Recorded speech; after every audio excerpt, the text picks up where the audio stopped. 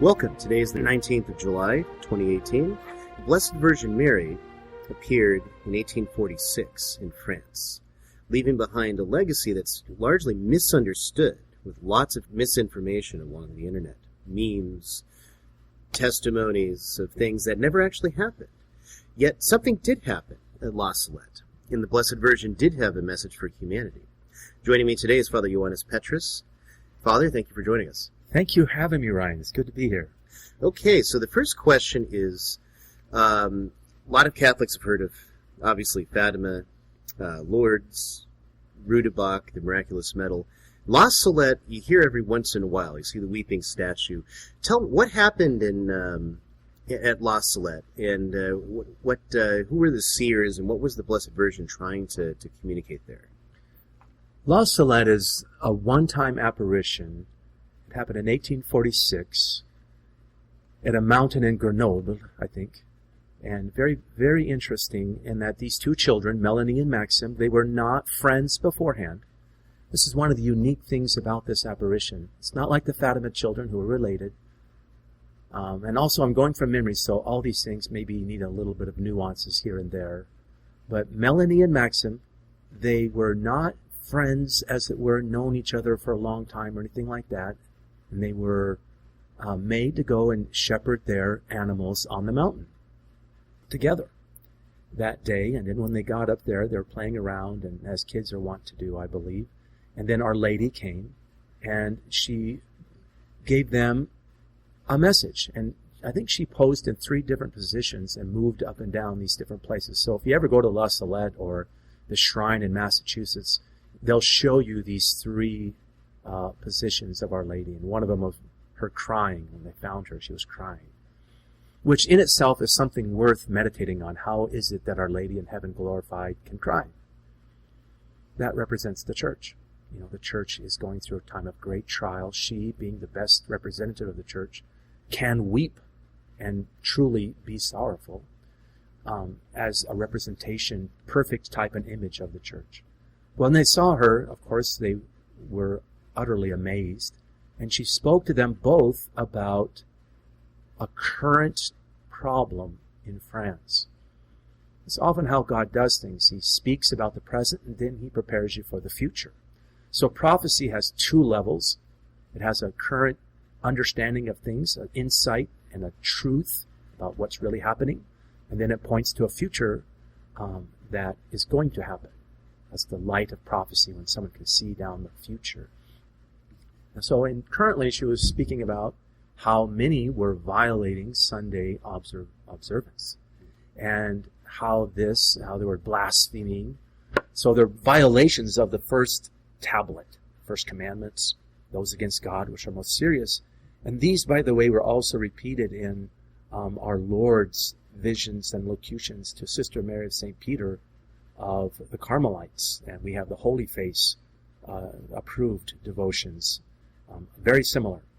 So, okay, and then she talks about a famine that had happened already, and that there will be a famine of potatoes. And so the whole idea here is that she got them to understand something that was current, something that was happening then, and how they should be praying and making penance and doing reparation. If men don't change, it's going to get worse. Then she spoke to each of them individually without the other hearing. So then she gave them a secret. She gave a secret to Maxim, a shorter one, and she gave a longer one to Melanie. And then the secret, of course, had to do with the future, the current time and the future, all the way to the very end when the Antichrist would come. I think this is a very important point that so many miss with La Salette. La Salette has been called, I think rightly so, Our Lady's Apocalypse. Just as the Apocalypse of St. John, when you look at it, it is relevant to every time, but yet it's also stretching all the way to the very end. So there's never a time in which the Apocalypse doesn't apply. So you can think of the message of La Salette as starting right then and there, 1846, and stretching into the future all the way until the time of the Antichrist and the second coming of Christ. You have to keep that in mind when you read the message. It's going to have parts that are going to be fulfilled in stages in different times and places. They're not all relevant necessarily for the time in which we live or they lived. So, for example, she talks about Enoch and Elias. In the future, they're going to come, the two witnesses, which I really appreciated, by the way, that she speaks of Enoch and Elias, because some would say that the two witnesses are not Enoch and Elias. And here we have one more proof down the line of many, many, many that have said that the two witnesses, Apocalypse chapter 11, are none other than Enoch and Elias, who have yet to die. But anyway, that's something to think about. You must look at this message as explaining what is going to happen from that point on all the way to the end. Now, it's interesting that this message, once again, they were not big friends when they came together. Now, what's really fascinating is that once they came home that day and told what happened, they were separated from that point on. They never talked to each other for years.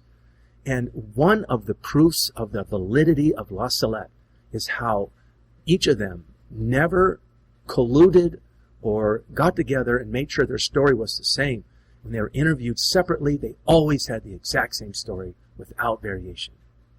Another really interesting thing about this apparition is that both characters are a bit flighty, not very stable. Both of them had instabilities. Like Melanie tried to enter various communities. She was unsuccessful, and the bishop down in Lecce, I think is in Italy, took her in and took care of her, and she lived, so to speak, like a nun. And sometimes she entered a convent, I think. I don't remember the whole entire story, but I know that she had lots of trouble. And Bishop Olathorn, who wrote a book on this, Bishop Olathorn from England, studied La Salette and wrote a book on it, and said that she represented the future when religious vocations would struggle to maintain stability. And I think it was very wise of him to say that. And then Maxim had to go through various other, I think we can talk about him later. I think he's a very important character that people misunderstand. Maxim's very important. And he received a secret, but neither of them variated. Even though they were a bit flighty, would do strange things, when it came to the message, they were always accurate, always repeated the same thing. And Maxim would almost like go into another state of mind. He was so thorough. It was like he lived for this purpose. So that's a proof in itself that it was an accurate, a real thing, a real message. No confusion at all. I mean, that's, I guess, an introduction, Ryan. You may already have a question. I don't want to keep talking too long. That's right. So how did the church authorities first react, as well as, I suppose, the local French government, 1846? This should be Second Republic, or are we already into Napoleon III? 1858 was, remember, even during Lourdes, you had Napoleon. Right. So they must be probably Second Republic. it's in the apparition itself, Napoleon. Watch out for Napoleon. Okay. Yeah, so interesting. It's in there. Yeah, it's in the message of Melanie. Fascinating. Maybe we'll come back to that in a minute then. So we have still atheistic government, probably, right, over the region. Yes, but don't forget that it was Napoleon's wife that helped Lourdes get the approval needed. Yeah, it's true. So, church authorities, how did they respond to the two seers? Well, I think there was some hesitation at first, and I think one bishop was particularly against them, but afterwards, there was approval after investigations were done, and it went all the way to the Pope. And I think even Pope Pius IX, if you read Frere Michel's The Whole Truth About Fatima, he quotes Pope Pius IX as saying, thanks to the message of Fatima, or La Salette, I was able to make the right decision at a crucial time and to preserve the papacy or his own person. Because in this message is of Melanie's is a message for Pope Pius IX. And I believe there's something maybe in Maxim's secret as well, but it's never been revealed, Maxim's secret. That's interesting, because 1846 is the vision. 1848 is his flight from Rome. Yes. When he's saying the political situation in Italy getting bad, the revolutionaries are doing things in his name to make his position tenuous before the Austrians and the French. And he says, it's time for me to quit and get to Spanish protection down south. You know, it's interesting that I just want to bring up a little side note here I find fascinating, is that when Pope Pius, I believe it was the 7th, Blessed Elizabeth Canori Mora, she bilocated twice to save him because of the elements in the Italian government or in the Papal States were trying to trick him into doing what they were already what they finally were able to do under Pope Pius IX. So, in other words, this is something that was brewing for a while. So she bilocated and came to him and spoke to him and explained exactly what was going on, and even named names and events, and he knew it was all true, and she saved the day. So, see, heaven is watching out for the Pope. I'm impressed with that, very impressed. But okay, let's go to Maxim just really quick. He did receive a vision of a secret. And by the way, I was at a conference with some La Salette fathers, and it saddens me greatly that one of the problems with La Salette vision is that one of the ways to disregard it is to attack the visionaries. They were flighty, they were nothing, they were dumb, they were childish, they didn't know anything. And they made a lot of mistakes in life, etc., etc.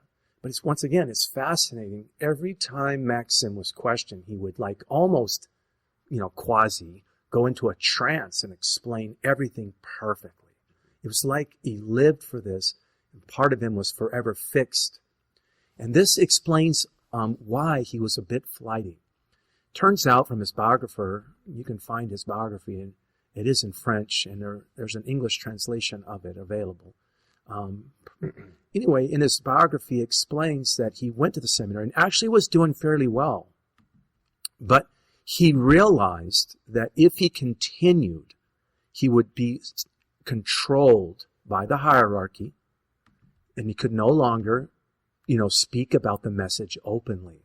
He would be under wraps. If they wanted it to be under wraps, in other words, he had to submit to a hierarchical control of the message, and he wouldn't be free to speak about it. And he stopped.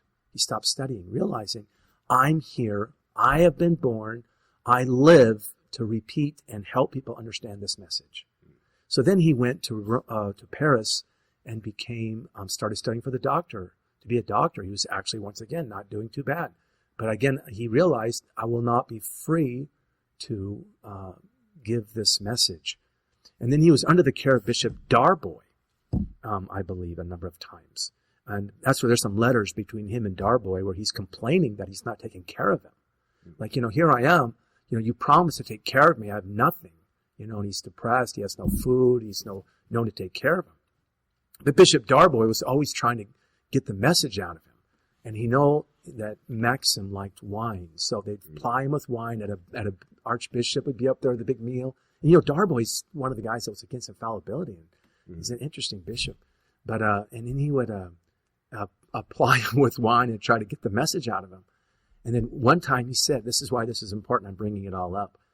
During one of these meals, he said, if I told you the message, you wouldn't believe me. He says, what if I told you, this is Maxim, what if I told you you were going to die in a riot in the streets of Paris? And he laughed, he started laughing, and everything's stable at that time, no problem. And that's how he died. Mm-hmm. And so the people at the table remembered that and realized, oh my goodness. So don't you see, that's something to do with the secret. It has to do with hierarchy. Now there's a 3-part movie that was historical movie of France that was put out on Ioannes and other places. And Ioannes, sadly, has never repeated it, I guess.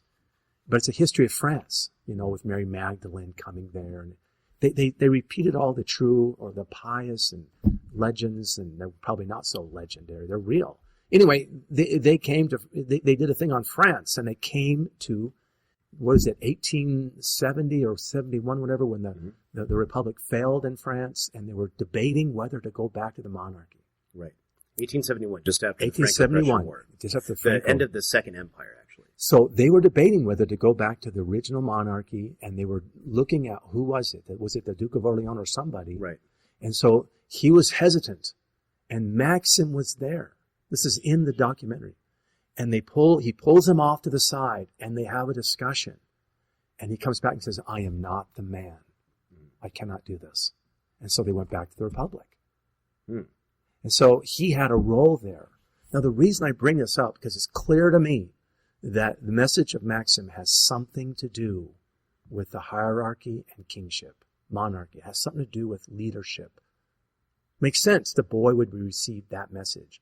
Now, back to my meeting with the La Salette father. He gave a conference at this Marian conference. He gave a talk. And they just heap ridicule upon these people, these seers, and they're the founders, as it were, of that community, mm-hmm. and they don't support them. And then he says, "Oh, we were told what the secret is of Maxim by the Vatican, and it was so silly." He almost said that basically in so many words. It was so silly, it's not even worth looking at. You're like going, "What, are you kidding? This is from Our Lady, and it has something very serious, and it may not be very long, but it has something that's serious." Where Melanie's was very long.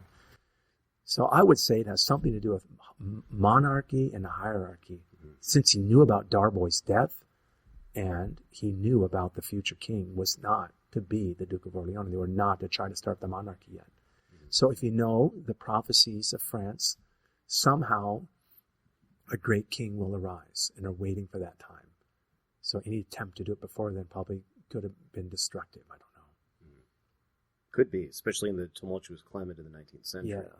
Might be deposed by the freedom-loving peoples of the United States. Yeah, exactly. Like we did to the Habsburg. Right, precisely. Without going on that tangent, because I'll get us both into trouble probably. Let's focus back on Maximin, because it's often said, a lot of people have the idea that he fell away from the faith for a time, or completely. I don't think so. I think that he kind of wandered around. And by the way, another story of his is, once again, he liked wine, and he was at a nobleman's house. I forgot which count it was, but he offered him his daughter in marriage. If only he would tell him the secret. He'd hesitated for a moment or two, but he did not tell the secret. He also worked for the Pope as one of his bodyguards. What did they call him back in those days? There was a special name for him. Gendarmes? No, they're not that. It was a special name. But anyway, I forget too. They look really interesting. And it's not like the Swiss Guard, right. But there was these special. He worked for them for a while as well. Now, from the book I read on him, I don't ever remember him falling away. I remember him getting depressed, living like a bum, so to speak, for a while, because the Bishop of Paris did not follow through in supporting him as he was supposed to. And I think there was some problems at that time because Melanie's secret was released. And there was some controversy over it, obviously, because the biggest controversy was the first paragraph. The one that says, "Priests, my sons, ministers, priests by their evil life and by their irreverence and their impiety in celebrating the holy mysteries, love of money, love of honor and pleasures, priests have become sewers of impurity." Now you can just imagine an anti-clerical France is just eating that up and saying, "Yippee, we knew that was the problem." And so the clergy was all up in arms, like, how come you released this secret? And there's all these controversies involved with this. Mm. So that was one of the things that was debated, I think, among the, one bishop was asked that released it, "Why did you do this?" It's better to know about it and not let it happen anymore than it is to sit back and pretend we don't know. Right. Which is my attitude today for, the revealing of clergy sex abuse and so many problems, that it just seems that it keeps coming out. The bishops, so many of them, keep trying to hide it. Yes. And pretend it doesn't exist. Oh, yeah. We put in a zero tolerance policy. It's gone now, but it's still there and it's still happening. It's still happening, yeah. I think it's better to get all the rot out rather than try to say, "Oh no, we need to protect your image." You're losing your image. Nobody respects you anymore. No, we've lost our image. We're like I like to compare us to the scriptural image of the vineyard that's the hedge has been removed. Mm-hmm. And the boar and everybody comes by and tears away all they want and ridicule it and laugh at it. That's where we are. The church's hedges are all down and we're exposed. Mm. What are you going to do? You just got to persevere and got to put back up the walls. And we need to build the walls again ourselves. Indeed. With a sword in hand and one hand and a brick in the other, as we did in Nehemiah and Ezra. Indeed. Let's talk about, there is a persistent quote that shows up around on the internet, usually on Facebook in the form of a meme, which depicts Our Lady of La Salette crying, and says, "In the end times, Rome will lose the faith and become the seat of the Antichrist." Let's talk about that for a minute. So what's where does this quote appear? I presume, obviously, in Melanie's secret. What's the import of what's the context for it? What does it actually mean? A lot, especially today with, obviously, sedevacantists will take their meaning to it. With Pope Francis and so many of his confusing statements, there's a lot of people that like to look and try to apply it to him.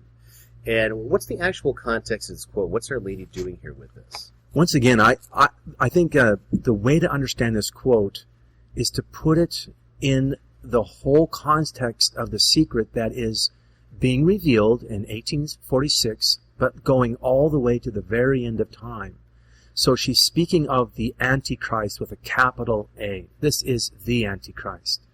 So have we the Antichrist at this time? And I think anybody who has studied the Antichrist will know the answer is no. He's not here.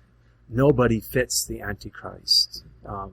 The Antichrist will be the combination of all evil men, and he'll be incredibly talented and smart and able to do all these things.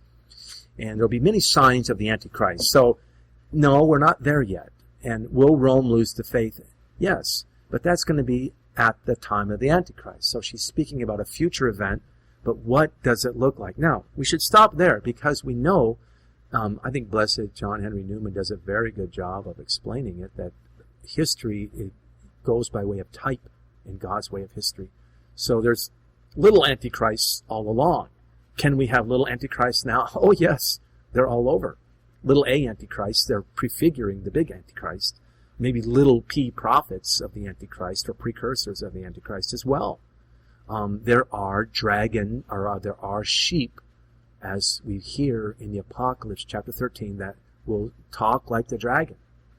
But will they be the, Antichrist? No. So when you look at where this is located in the secret, you can see that it's talking about the end time, not about our time. But it may be describing an event in our time that is prefiguring that time. That's where people get mixed up. So they take it too applicable. They're making it, this is the application. No, this is just a hint of what it's going to be like. And then second of all, what is meant by Rome?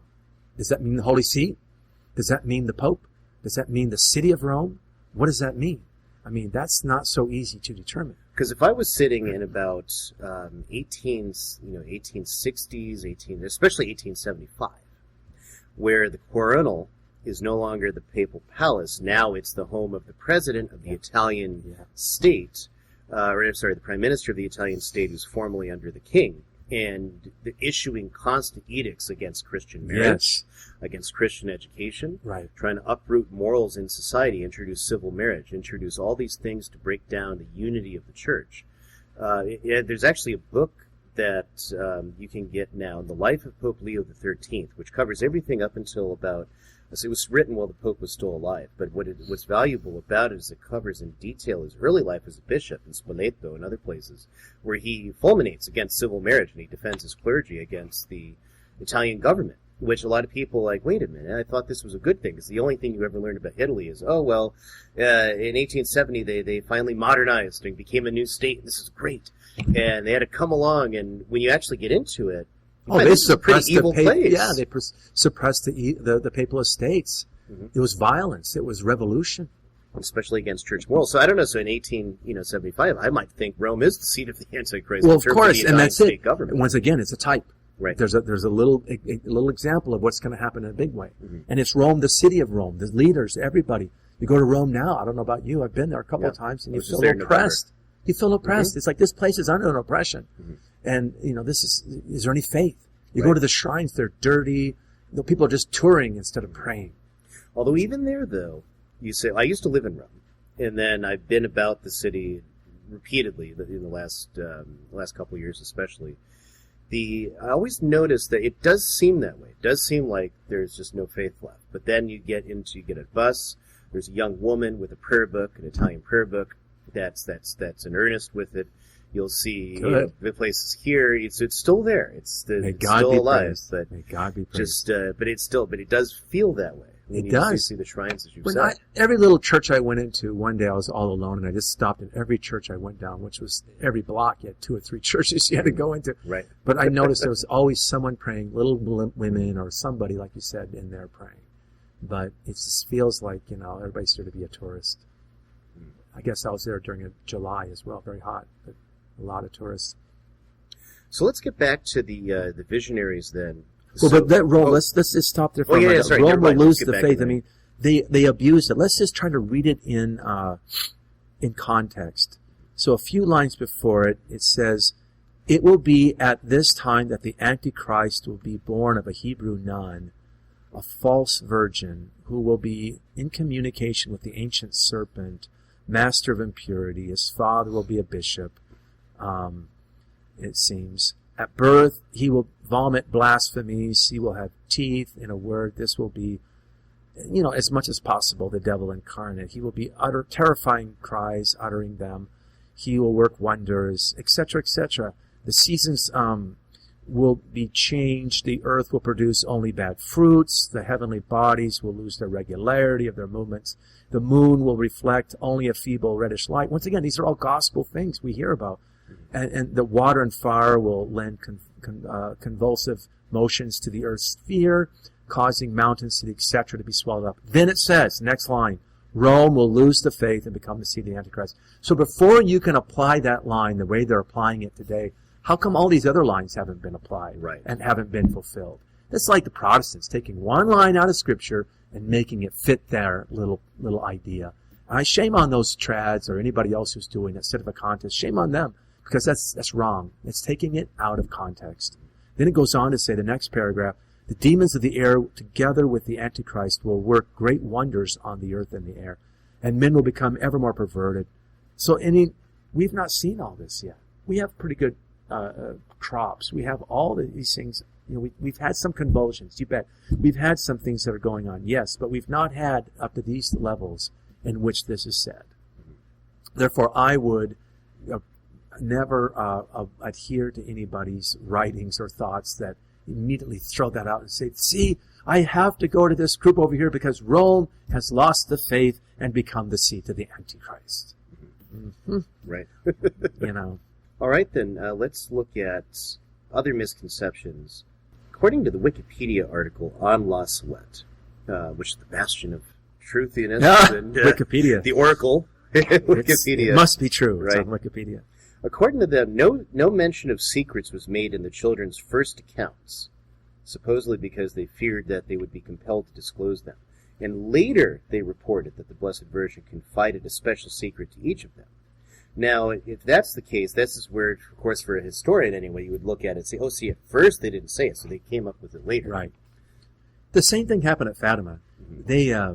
They didn't let people know the secrets. And in fact, Lucia mentions way later, after the light had been seen of the beginning of World War II, and they said, why didn't you tell us?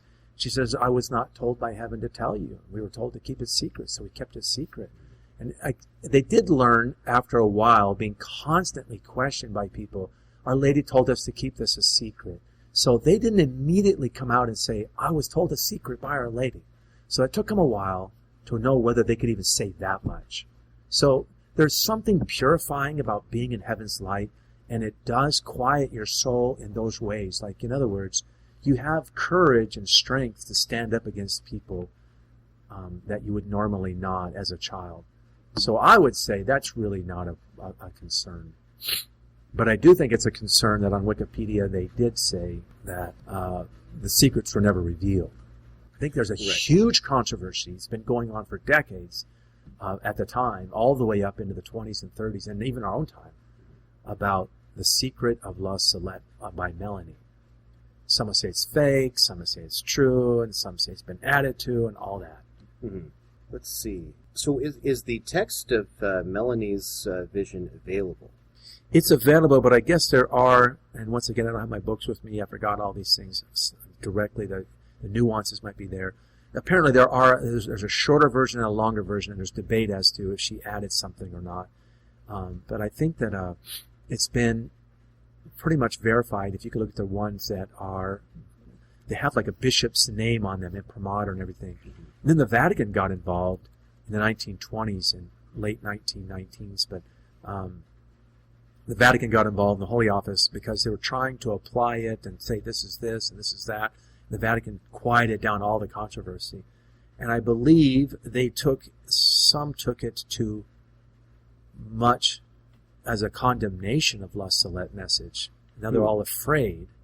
And then, so it kind of died down. And the La Salette fathers didn't help much. I mean, they probably almost embarrassed about the whole thing. That one La Salette father seemed to be almost embarrassed.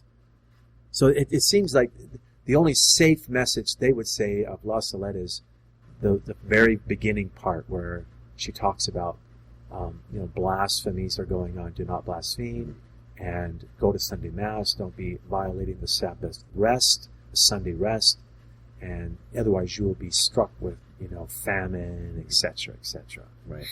And that's what they've reduced it down to. They don't want to look at Melanie's secret, which is a very interesting secret. I mean, as Frere Michel learned, it helped Pope Pius IX make a decision in a tight moment. Indeed. Let's talk about some of these things. So the Sunday rest.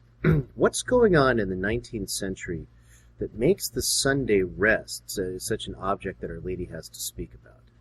Well, obviously the French Revolution, right? Remember, they even tried to renumber the days. Right. And they tried to, change the work week.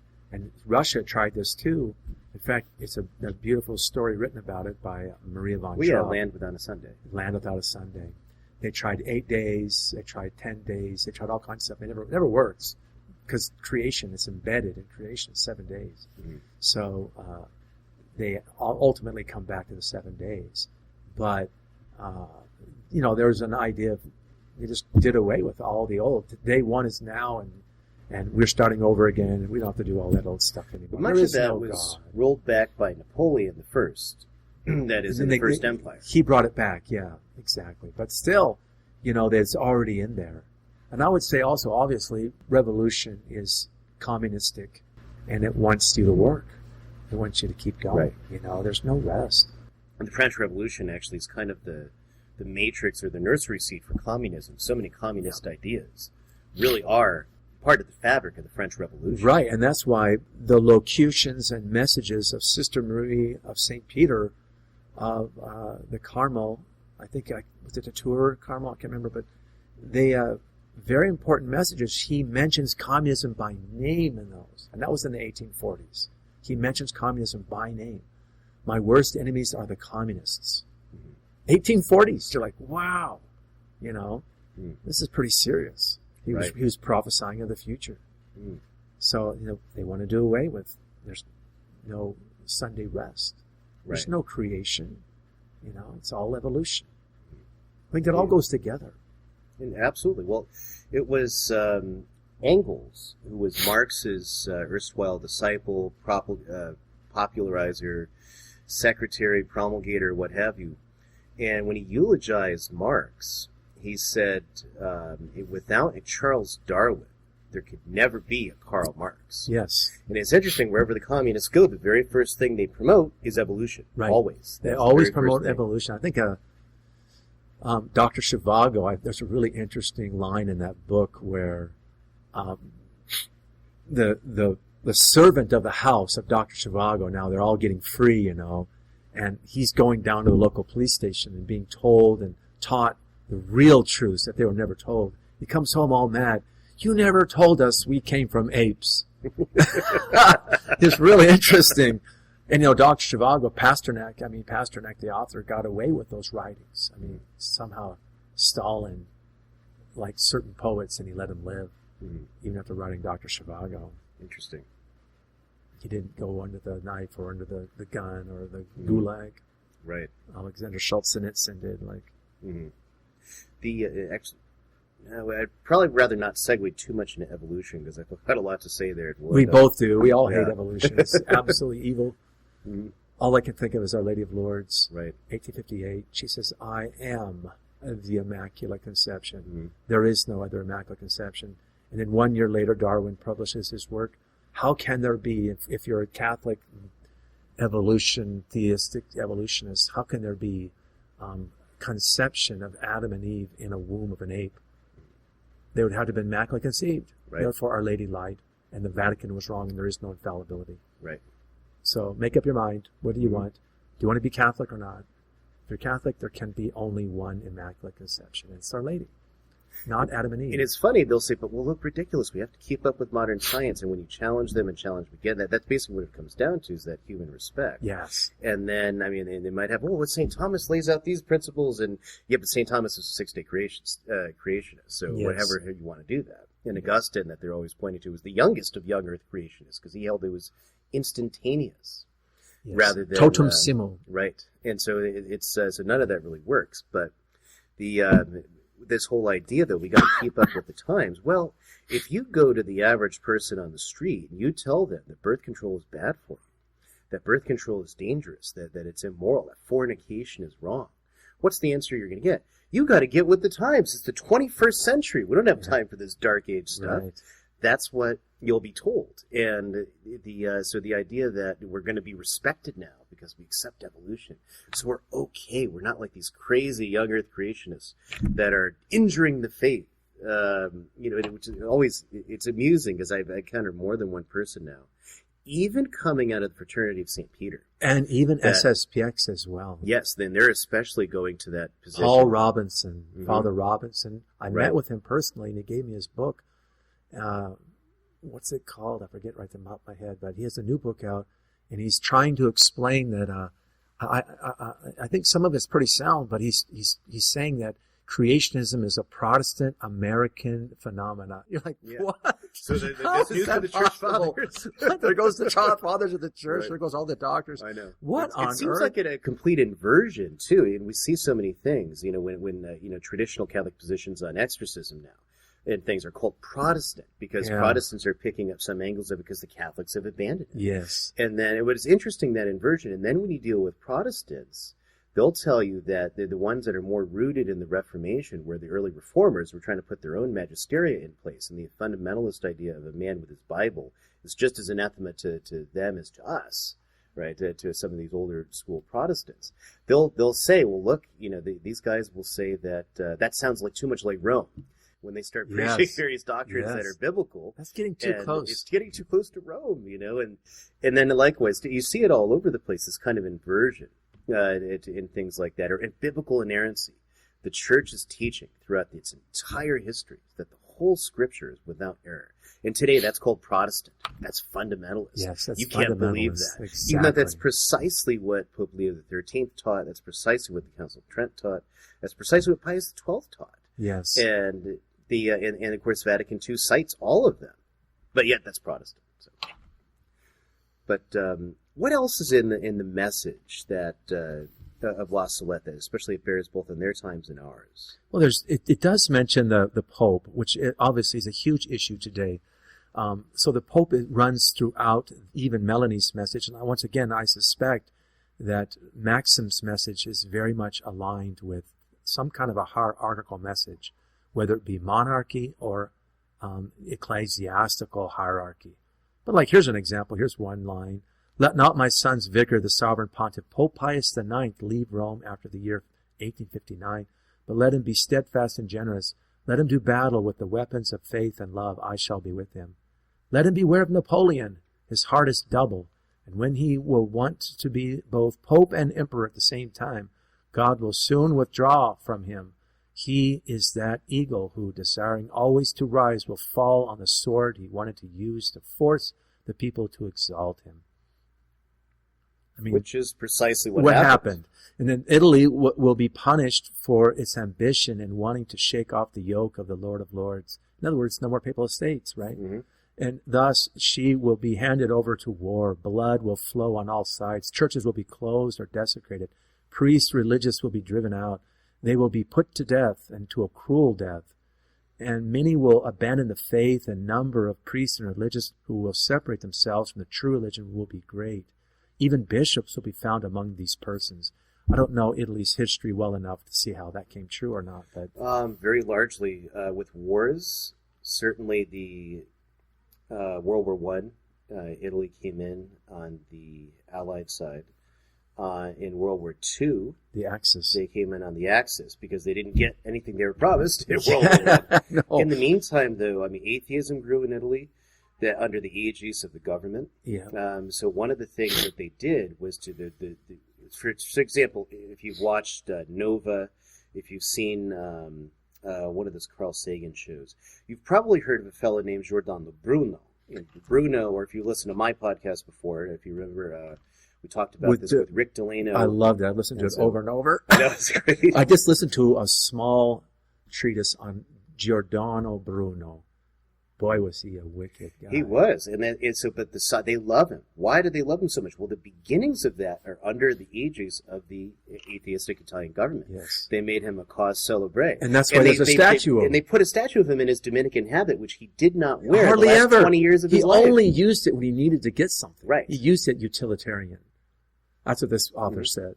Yeah, that's pretty much it. And then he managed to alienate everywhere he went to. He wandered. He wandered everywhere. He wandered everywhere. Mm-hmm. And this multiverse idea, the globes, it was satanic. He must have been enlightened from below. Right. No doubt about it. He had ideas that only could come from the occult. It's amazing. And his writings are peppered all throughout with Egyptian Hermeticism. Yes. If you followed that. Yeah, he was into something like that. I didn't get a chance to listen to I listened to the whole thing, but it didn't go into too much depth. Mm-hmm. But it just rings of occult. I'm interested to know more because you can see that the scientific community has gone that route now. They're using, mysterious ideas that have no foundation in scientific observation. Mm-hmm. Have you ever heard of this guy named Spike Saris? Creation Astronomy? No, I haven't. It's outstanding. So he does a great job of explaining. He was an atheistic NASA scientist, engineer, whatever. And he started his own group. He left. He's got at least Protestant beliefs. Fortunately, he's probably not Catholic yet. Maybe he will be and become geocentric, I hope. Rick Delano, work on this guy. But anyway, he does a fantastic job of explaining from all the information we have from NASA how there is no evolution, how the universe is young, and everything they say doesn't make sense. He does a fantastic job of explaining that. Like, for example, the magnetic fields on moons or the planets that are in our system. He explains that they were expecting this. They sent out this fantastic probe. They found something different. It's the basic theme is they're always expecting and they don't find it. They find something else and they're trying to figure out how to explain it away. Mm-hmm. So science is actually coming to our aid and proving that we are young. There's no such thing. There's no way we could be so many billion years old and have all these magnetic fields on these small planetary bodies. Don't make any sense. Mm-hmm. They expect all these things from an old system, and they find nothing but young. Mm-hmm. Another thing he did that was very good, he explained that our sun is a very stable star. Of all the stars that have been observed by NASA and all the astronomers around the world, ours is the most stable star ever observed so far. So Carl Sagan saying we have a humdrum star is false. We have a very unique, stable star. Thus, we can exist here. If there's a star just like ours out there that's observable, for example, but maybe it's not. It's just like all the other observable ones. It's not stable. Let's say there's a planet that's rotating it like they say ours is rotating the sun. It's at just the right distance and all the right stuff is there. They would have been fried a long time ago if they didn't have a star just like ours. It's our star's stability, It's unique. As far as we know, the sun is unique. There's no other one like it. Couldn't it just be argued, though, that we're so close to it, we can observe these things, but we're not close enough to observe the other stars in detail? We get Hubble pictures and all this. Well, they see flares and they see all kinds of warbles. They see all kinds of things. And they can determine through the various microwave information or the various radiation information, light spectrums and stuff, that these things are not stable like ours is. I don't think it has to do with distance, of course, because it's always easier to look at what's closer. You're right, because the light gets there quicker and you get more light to determine more information. But it's interesting. So far, no star has been seen as stable as ours. Fascinating. How does the La Salette message relate to, we talked about, for example, the onset of forerunners of Antichrist in so many different ways. How about evolution, which is so much, as we mentioned, metaphorically speaking, the metaphysics of communism, so to speak? How does that evolution really appear? Is it talked about at all in the message? Well, I think it is. It's talked about, and this is a line I like to use in sermons when I can. Bad books will abound over the earth. And let's face it, bad books. Hello, Darwin, Marx, Engels, Hegel. Bad books will abound over the earth. The spirits of darkness will everywhere spread universal relaxation in everything concerning God's service. They will have very great power over nature, and there will be churches to serve these spirits. We've got that. Mm-hmm. We've got churches in Oklahoma, and they're satanic. I mean, these are starting to happen.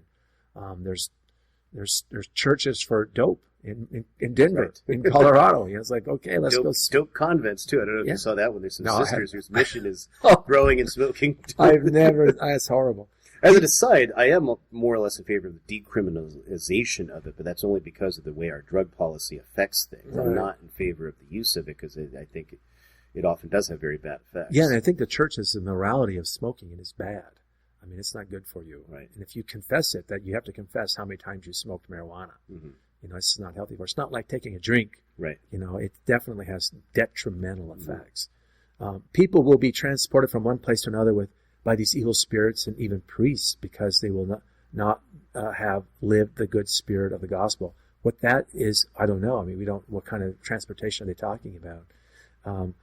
Also, I think that Solange Hertz is really big into, may she rest in peace, but she's really big into the La Salette secret, and she talks about this unknown light that is going to be in the future, and she claims that was Our Lady's explanation of, okay, here it is.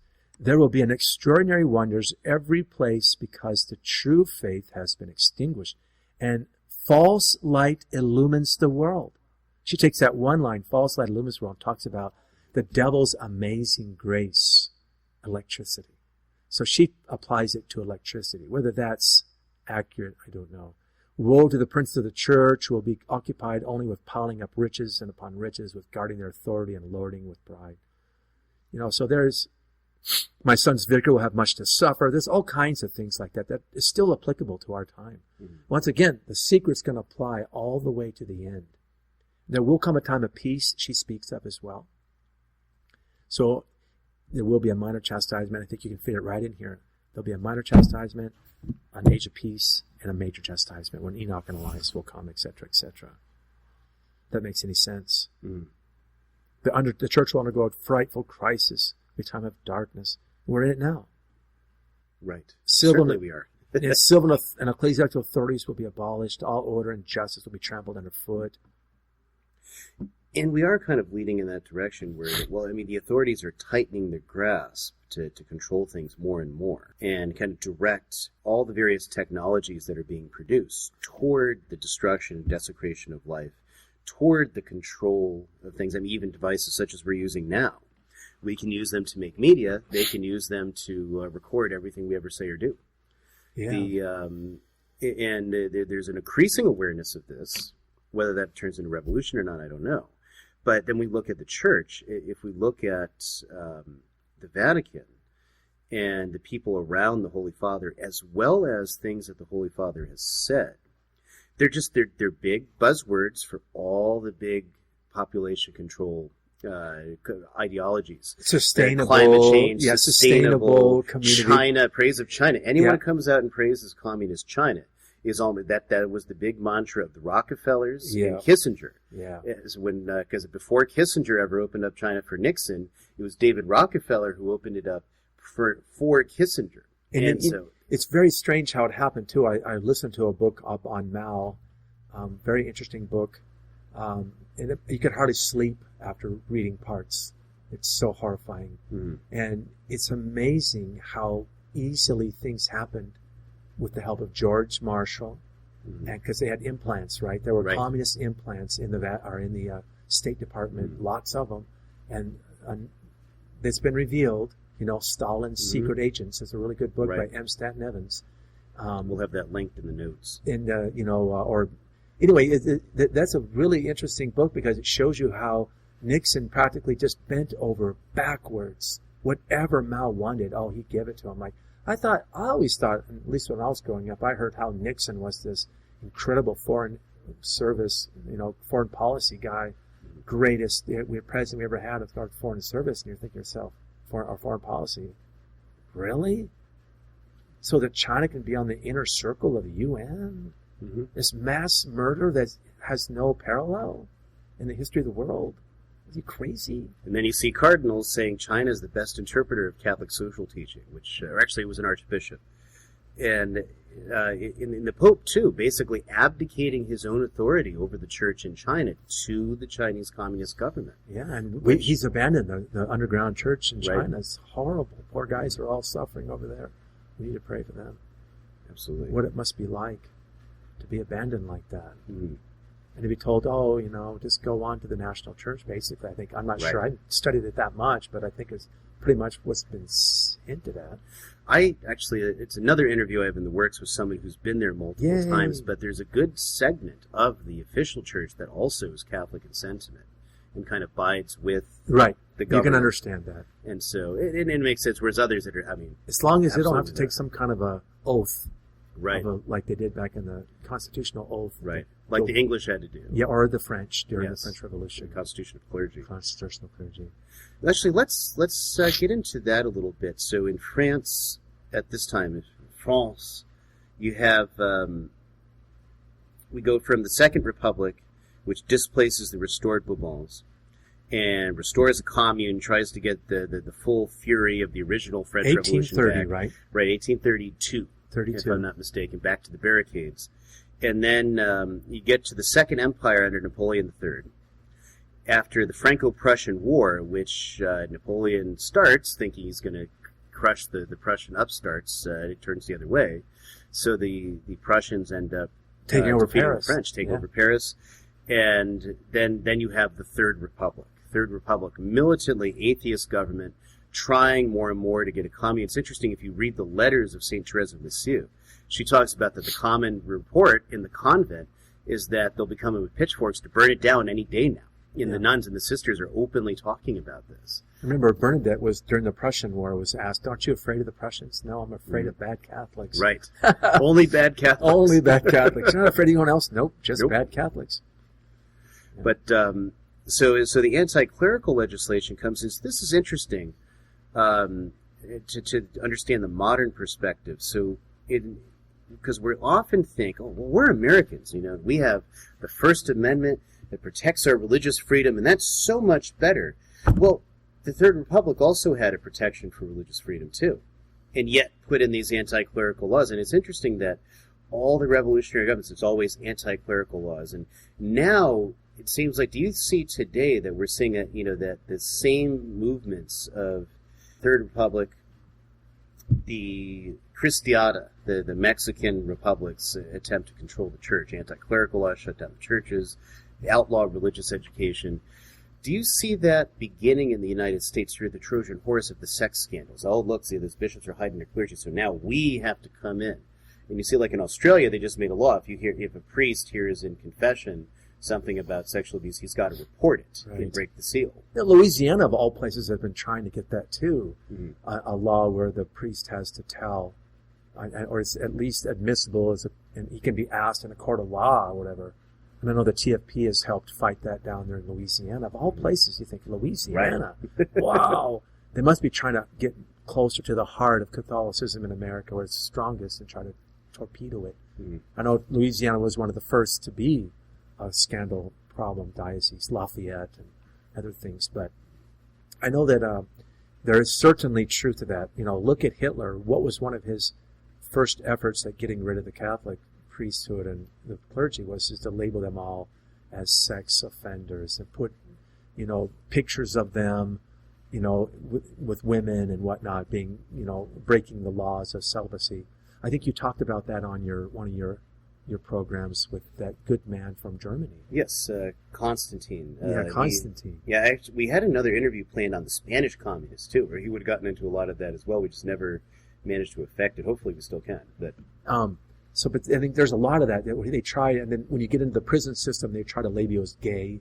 This priest is gay, and they would always try to use that sexual thing because the sins of impurity are dirty. That's what they call them, impurity. You feel dirty just rubbing up against them, and once that has been rubbed on you, it's hard to get it off. So they always start there, and they try to tear it down, and they try to get control of you over that. I agree, that's definitely part of it, but I also think that it's funny how extremes breed extreme. So now we're dealing with this gender ideology and this, the homosexual, the Sodom and Gomorrah theme. So there's all these human rights commissions that are going on, and they have little to do with any human rights other than the gay rights. There's protections in the law for all kinds of people's rights. I cannot turn you away from college just because you're a woman or you're colored or whatever. In fact, nowadays, they've probably got more chance of getting in than the other fella does. Is if I've got this much Indian in me, I got this much black in me, whatever, I'm going to get in, and if I don't get in, I'm going to cry bloody murder, and they're going to be sorry they didn't let me in. That they got a lot of protection.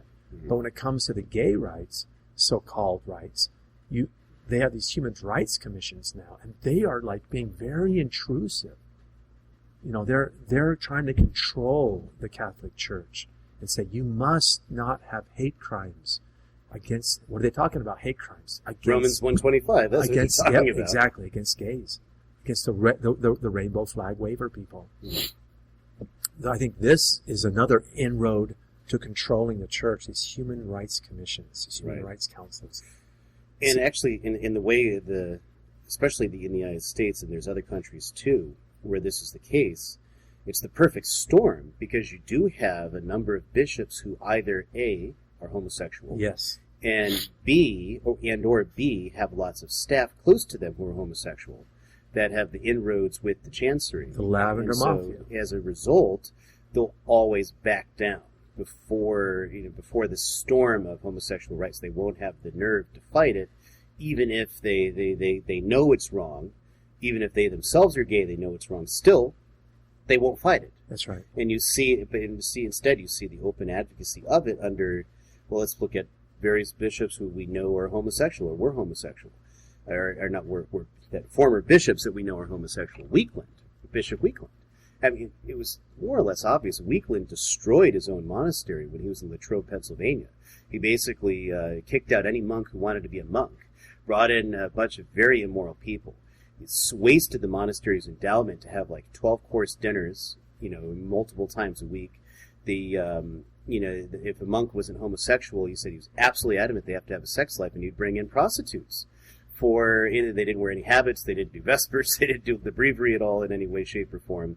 Mass was optional, and this was a monastery that Weakland ran. And they made him a bishop. And they made him a bishop. And he's never been arrested. Never. And he had paid diocesan funds to one of his lovers. And he was going to retire to a boys' school. Right. In New Jersey. Surprise. Is there anybody up there in charge? Yes. Who's in charge here? I know, right? And then now we just have the revelations of Theodore McCarrick, yep, which everybody knew, but nobody could do anything about, exactly. Which makes you, again, it just begs the question. How many other people are there that everybody knows that no one's allowed to speak of? Have you read the book Dictator Pope? Yes. I mean, I read it when it first came out in Italian. I read it. I mean, it's just like you're rewarded for some of these things, and you're actually raised up. It reminds me of Stalin because, in the prison camps, they would let the people with no conscience run things, like the thieves, the murderers, whatever. And so the political prisoners were always like deathly afraid of them because they had no conscience left. They were willing to beat them up, stab them, hurt them, steal from them, whatever. I mean, it seems to me there's some of that. Like these people that are being raised to positions of power, their conscience is dead. They're just beholden to their leader to do whatever he wants. And if he doesn't want to do what they want, then they'll be sure to release. It's kind of like this, symbiotic, relationship. It's like this is going on. It's very scary. Mm-hmm. What does it mean? It means that, it's the only way God's church can keep going is because the soul is the Holy Ghost. Right. And the head is Christ. And if you don't believe the church is the church, you should. That actually brings up a point. So a lot of people will look at, Our Lady of La Salette, the vision is priests are sewers of iniquity. Yes. And today we see various shepherds and prelates and priests that are sewers of iniquity likewise, with the homosexual, which is even far worse than in that day, and going right up into the Vatican. So with that, someone might ask, well, how can I be Catholic? This is a historic problem. We go back 1,000 years to St. Peter Damian. There were homosexual bishops and monks then. This just seems to be, the church just seems to be always riven with these evils. How can I stay? A lot of people will ask, and they'll say, why should I stay and be Catholic when all these things go on? Well, one of the answers, obviously, is the Eucharist, is that no matter how bad the priest is, as the saints explain, St. Catherine of Siena and others, that it's still our Lord no matter how bad the priest is. As long as he's, saying he's validly ordained and saying the valid consecration, then you have Christ our Lord present on the altar. You have Christ, you have the head. You want to leave the head? It's suicide, spiritual suicide. So the basic principle was, and I was taught, is that I should not commit spiritual suicide because somebody else is committing spiritual murder. So this priest, this bishop, they commit spiritual murder. I shouldn't go off and commit spiritual suicide because of them. And so leaving the church would be spiritual suicide because you're leaving behind, the Ark of the Covenant and all she contains. You're leaving behind Moses and the tabernacle. So, we've gone through the Red Sea. We've been baptized. We're in the desert. It's hard. There's demons all over the place. Remember, St. Anthony the Great went to Alexandria, and they said, "Aren't you bothered by all these people?" He goes, "Oh, no, I got more demons out in the desert than you have people here in the city that bother me. They're always tempting me." So, there are demons out in the desert, and they're attacking the church as she's making her way to the promised land. But notice what happens to those who say, "I don't need no Moses," or they get leprosy like Miriam. The ground opens up for Dathan and Abiram. Or those group that says, "I'm going to go to the promised land without Moses, the tent, and the ark. I don't need all that." And they're killed by the Amalekites. You have to stay with the tent. In other words, the church. You have to stay with the altar, the liturgy. You have to stay with the ark, Blessed Mother, and you have to stay with Moses. Even when they make mistakes, you still have to stay, and God will get you to the promised land. Fascinating. Thank you, Father, for joining us again. And where can people find some more works on La Salette, some good books on the visions and what's available anyway? Well, you bring up an interesting problem. Have you heard of that group, the Divine? I forgot the name of it. They're what's called conclavists. They're up in Quebec, and they elect their own pope. Yes. But they canonized Melanie. It's kind of funny. So they got the book on Melanie. They believe some of the. I don't think I go that far, but she had a hard life as a youth, and the book is pretty fantastic. Our Lord came and kept her company in the woods and all kinds of stuff. It could be, I don't know. It's a pretty hard sell on some of that, I think, because her later life did not prove, that true on some of that. She should have been much more like Catherine of Siena or something, right, if that were the case. But anyway, they have books that I don't recommend trusting everything, but their reprints are usually pretty reliable. Like they have a reprint of the Desert Fathers by the Minimum Fathers. It's a really good book about the Desert Fathers. The trouble is you can't find these books anywhere else. So they have some reprints. I would not trust their own works. Then, of course, there's Bishop Olathorn, and there are various other books on La Salette that are pretty safe. But the problem is wading through all that controversy over the secret of Melanie that caused so much trouble. I think Olathorn does a fairly decent job, if I remember, going through that. But I think that's the only places I can think of, besides just articles by Solange Hertz, if you want to read Solange Hertz. We'll have those linked up in the notes if you want to follow those up. Like there's one in the Remnant paper about that. She lists some of the controversy and how it worked out and why it happened that way. She does a pretty good job. She's pretty accurate usually in her historical recountings of things. Okay. Solange. Mm-hmm. We'll have that spelled out correctly if you didn't catch that in the audio. So again, Father, thank you for joining us today. You're welcome, Ryan. It's good to be with you. God reward you.